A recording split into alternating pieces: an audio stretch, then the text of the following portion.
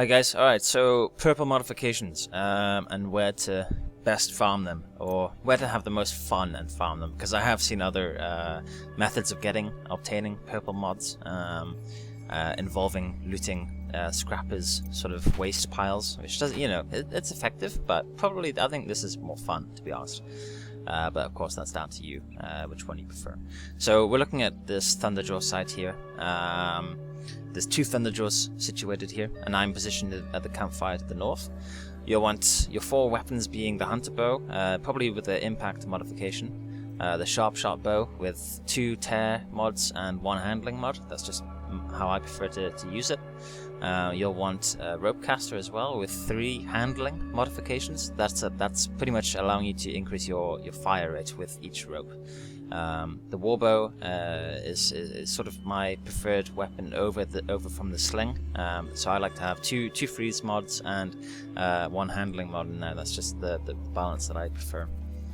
Now for your outfit, you can have either resistance against ranged or melee attacks.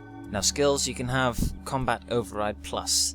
This is pretty beneficial because it's 2 thunderjaws.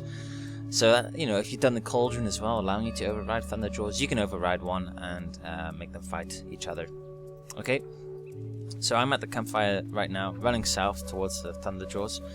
I like to mingle my way up onto the right side of the mountain here on the hill, because there's a lot of cover here, a lot of tall grass, and you can get in quite close to one of these thunderjaws. Now, straight away, I like to lure one of the Lancehorns. That'll, make it come over to you, and you can then kill it off with Silent Strike. That will then cause the nearest thunderjaw to investigate, to have a look at this corpse. Now, if you have the override skill, that's very handy because it allows you to override them as they pretty much come right next to you. Now, the important thing when you override these guys is that you just don't hit them at all with any kind of arrow or AoE attack, because that will then cause them to go rogue. Okay, it'll come out of that overridden state.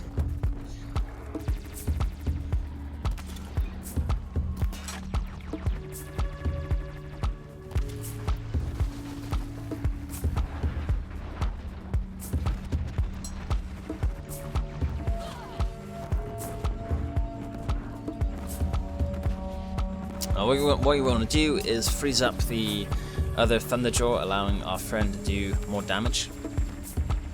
There we go. And in the meantime, you want to also blast off his disc launchers.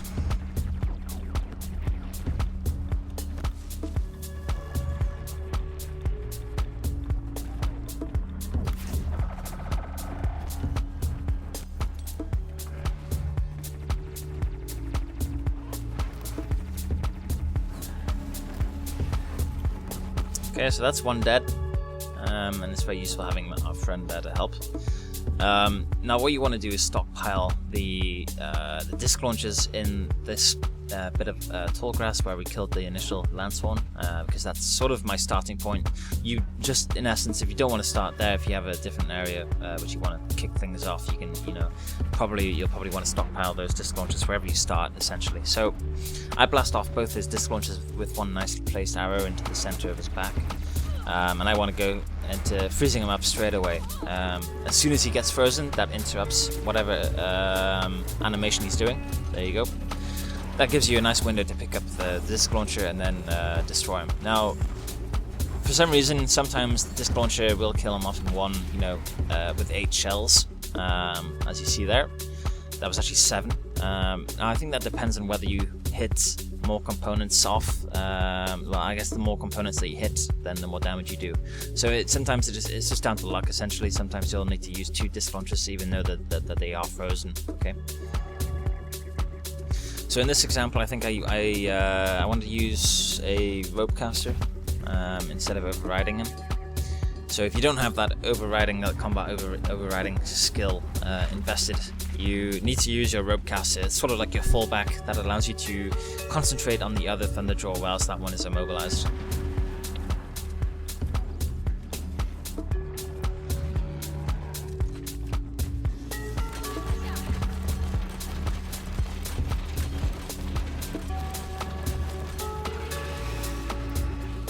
So I'm notching a couple of freeze arrows here.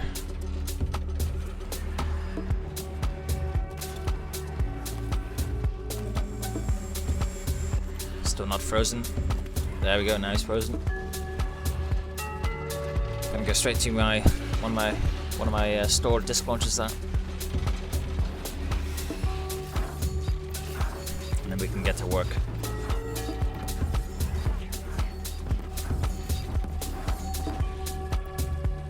Okay, now just a couple of more high impact arrows should finish him off, but before I kill him off, I want to tear off both his disc launchers for my own use against future encounters. I think it takes me a while to get this disc launcher off.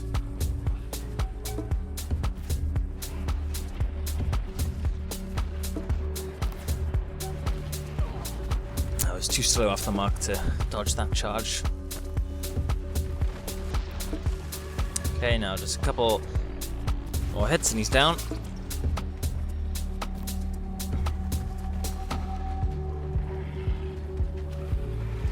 So you will, you know, probably one in every 3 runs, you'll find yourself surrounded by Glinthawks. This is where the hunter bow comes in handy with the fire arrows. You know, just make them go on fire. That'll force them to crash land, and then hit them a couple times in the throat or the beak, just to kill them off. But I use my spear here. I know I'm not a fan of spears, but in this scenario where I don't have anything really charging me or attacking me, I think it's okay to use the spear. Alright, so now he's frozen up. That gives me a window to pick up the disc launcher.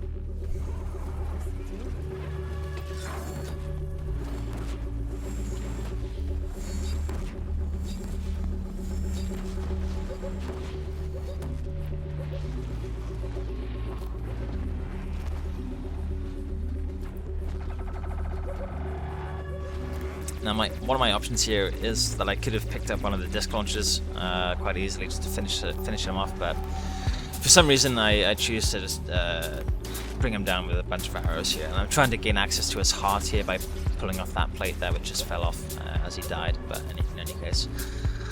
So yes, that's an example. If you don't have the power to override one of the thunderjaws, you can just use the ropecaster to pretty much take one out of the equation.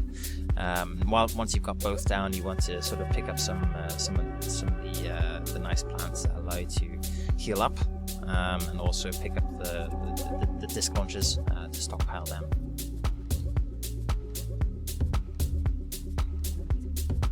And once you've done all this, you can then fast travel straight back to the campfire. And if you find the thunderjaws are not there, all you need to do is sprint around the campfire a little bit, do a couple of quick saves, and they should reappear. It is a great method of getting 6 purple mods in every run, because you get 3 guaranteed from each thunderjaw. Now what makes a good mod, in my opinion, is for the weapon mods. You are looking for anything above 45%. You can get them at 50. I'm not sure. I think I may be lying here, but I may have got an impact mod that was 51%. I think that's the highest that I've ever got. In terms of armor modifications, I would say the melee and ranged mods, anything around 18%, 20%, they seem to be my average that I get. I haven't seen something like 25 for the ranged or melee resistance mods yet. For fire resistance and freeze resistance, corruption resistance, I've seen I think 35% has probably been my highest there. So for some reason those seem to be higher in values than ranged and melee resistance. Alright, so yes, I hope that's been of some use, guys, and I hope that you happy farming to you, and good luck finding those nice juicy mods, okay?